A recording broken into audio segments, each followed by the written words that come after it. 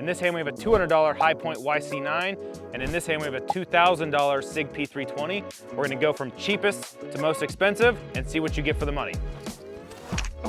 So here we have the High Point YC9. This gun's gonna run you about $200 new. It's one of the only ones I was interested in buying at the $200 price range. Let's go over some specs. For this price range, you actually get a threaded barrel. It's 3-groove rifling, which is really interesting. Most barrels are 6-groove. We're gonna also test the accuracy a little bit on this gun. The slide is made of this really cheap pot metal, like stuff you see toy cars made out of, which is really interesting. Ejector just looks like bent steel. They literally took a grinder to the barrel to make room for it. Sights are adjustable, kind of. It's like Dollar General plastic sights. You're gonna see a theme. Everything is probably the cheapest you could possibly buy. This plastic, again, is incredibly cheap looking. It's really shiny, really brittle feeling. The safety on this is just bent metal that is pretty bad. Apparently it's also the slide release-ish. It's not great. Let's go ahead and ghost the trigger. The take-up's not actually that bad.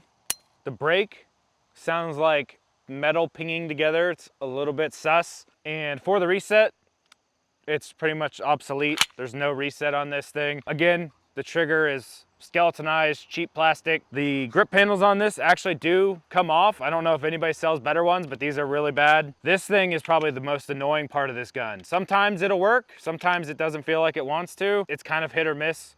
You know, most guns I don't think should have them. They're kind of stupid. Now talking about the absolute worst part of this gun, and that's the mag release. Sometimes it works, sometimes it doesn't. Sometimes there has like a little bit of a sweet spot in the middle to get it to come out. This gun throws bullets at people, and for $200, that's pretty much what you're getting, is just a bullet thrower. It's kind of cheap junk. So we're gonna actually shoot this thing, put some rounds down range, see if this gun is gonna surprise me or not. It's really cheap, but that doesn't mean it's not gonna shoot. So let's see what happens. So today we're gonna use a bench as a holster, just because I don't have holsters for all the guns here. It'll keep it consistent for the drills. We're gonna kick it off with the 2-2-2 drill.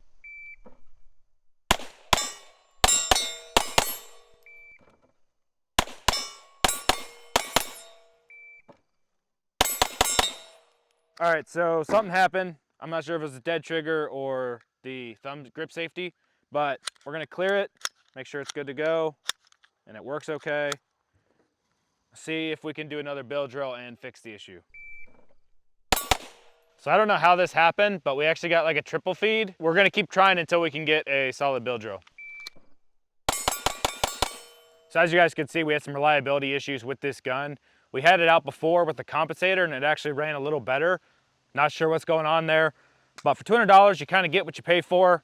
You're gonna get some reliability issues. You're gonna get some quality issues. If I were you, I would save up your money and maybe spend it on a little bit nicer gun, a little more expensive gun. Like our next gun on the list, we got the Springfield Echelon. Coming in at $600 plus or minus $50 depending on where you get it. This is a pretty nice gun. It actually comes with 2 magazines, an extended and a flush fit. It's gonna have great slide serrations, really nice metal sights, optics cut, amazing grip texture for both concealed carry and competition, undercut on the trigger guard, a really nice trigger from Springfield. I think they did a better job on this than the XD series, all in all.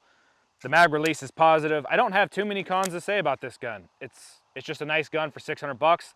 Is it better than the Glock? I'm not sure, I don't have enough rounds through it, but let's throw some rounds down range and see how it stacks up against the High Point.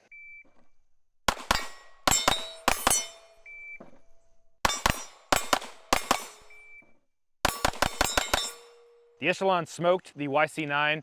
The YC9 we got 3.11. This one we got a 2.66 on the 2.22 drill. This is a really nice gun. The only thing I don't like about it is the U-notch sights. It's nice that they're steel, however, it makes shooting a little bit weird.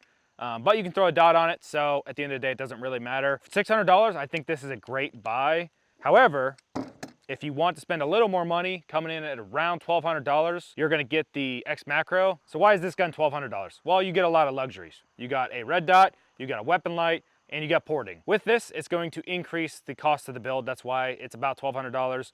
We bought this build with the SIG red dot. Jury's still out if I like it or not. It's plastic with an aluminum housing. One of the things I really like about this build is the porting.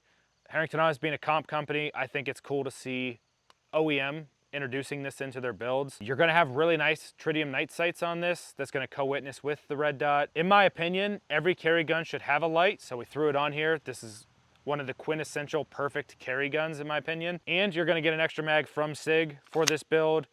The trigger is pretty nice. Most people complain that they are a little squishy. However, I don't really notice it when I'm shooting.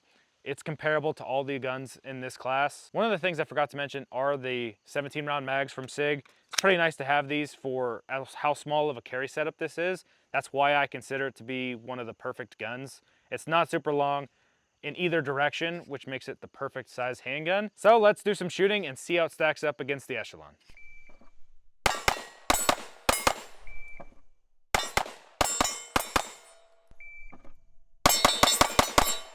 So the X Macro actually surprised me. It didn't perform as good on the bill drill compared to the Echelon, but it beat the Echelon with the longer 222 drill. The porting does not work as good as a compensator.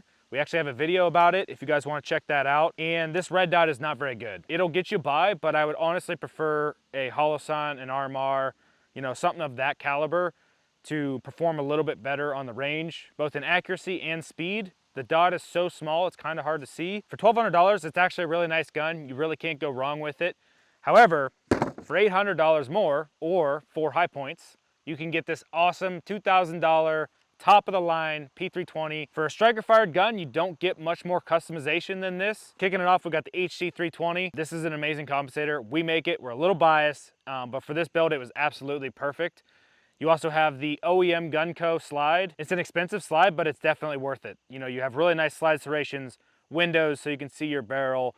You can do different color options. We absolutely love it. That's why we have it on the site. We actually have an OEM barrel in here from Sig Sauer. You can't really go wrong. If you want to take this another step further, you can get a True Precision, a Faxon, something to add a little more color to this build.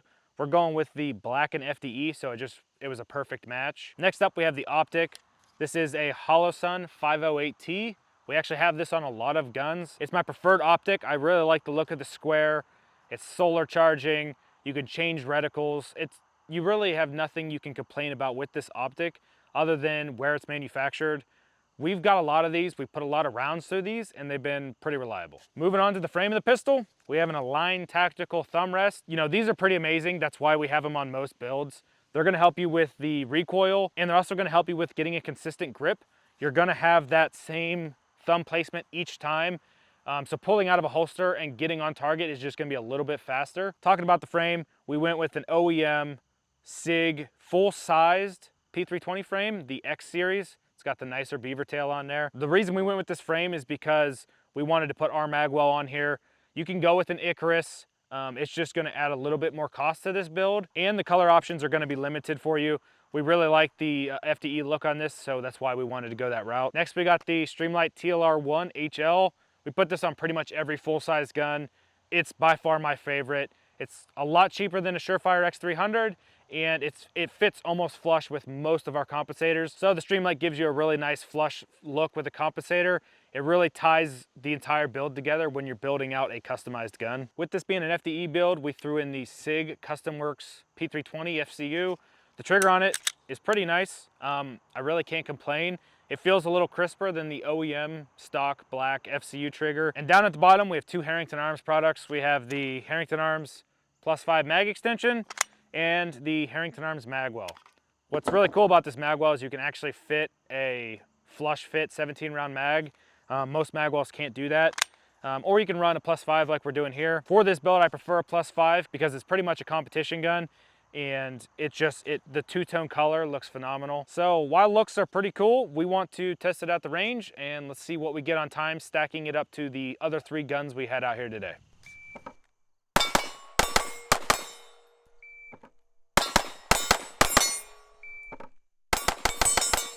No surprises, the P320 was faster on both the 222 drill and the bill drill. It's got a better red dot, better compensator, better trigger, thumb rest, can pick it up off the table a little bit quicker and orient the way I wanted to. But we started from the bottom at a High Point YC9 coming in at $200. Worked our way up through a lot of okay guns and great guns to get to the P320 at $2,000. Somewhere in the middle between the High Point and the P320, you're gonna find something that works for you. The Echelon's a great gun, but if you can't quite afford it, I would look at the PSA Dagger. It's only about 150 bucks more than this, and it's gonna be better in every way. But if you guys wanna spend $2,000 on this SIG P320, I don't blame you. It's an amazing build. If you guys like this video, we'd appreciate a like and subscribe. We'll see you next time.